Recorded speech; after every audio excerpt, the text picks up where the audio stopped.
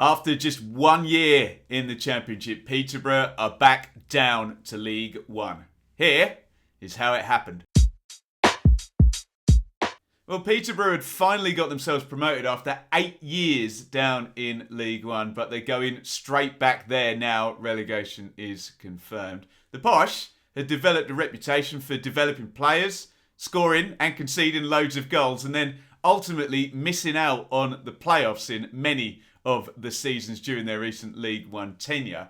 Their model of attracting the best lower league strikers did, however, always pay plenty of dividends in terms of their incoming transfer fees. McLean, Isa, Taylor, Dembele, Mikhail Smith, Washington, Marriott, Gale, and most recently and most pertinently, Ivan Toney, British Sombalonga as well, all went through the Posh striker works and left for nice transfer fees in recent times.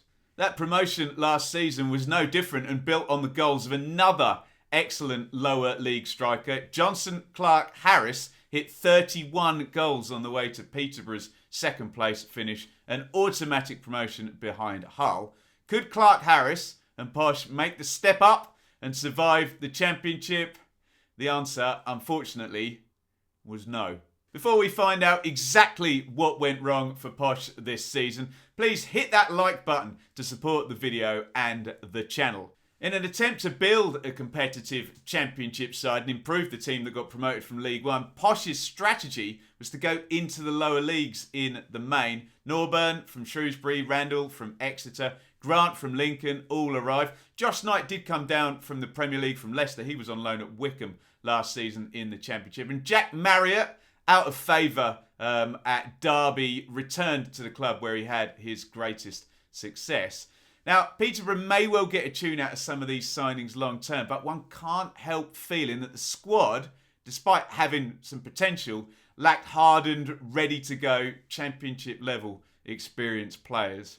The kind of stereotypical reputational wisdom surrounding Peterborough was that they'd be able to give it a go on the basis that there was always plenty of goals at both ends. The slightly uncomfortable joke is the goals kept going in the defensive end, but sort of dried up in the attacking end, and that really only leads you one way. We can look back early in the season. Cardiff and West Brom, late goals in home games to stop Posh taking points there. They could maybe have started to build on a nice home record.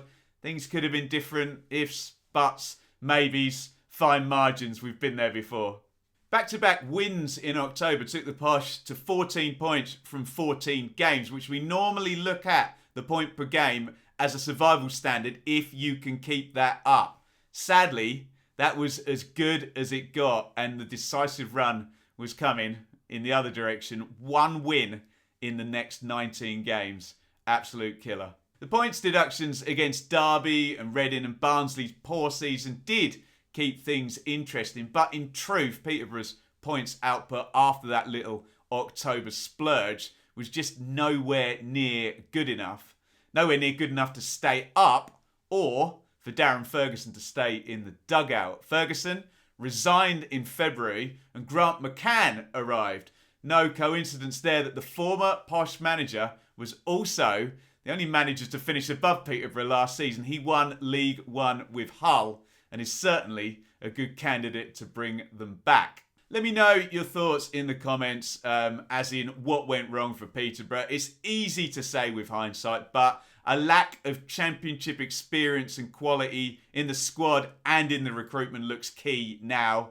The free scoring dropped off, but the defensive record really bad as well at time of recording, still the worst in the division. The goal machine striker from last season didn't deliver, didn't step up, and the away record as well. Just so hard to battle against this type of record. 16 defeats in the first 18 away Championship games was just too much. That is the story of Posh's season, and they are certainly not team of the season candidates, but if you want to see the players that did make it into my team of the season, you can do so right here.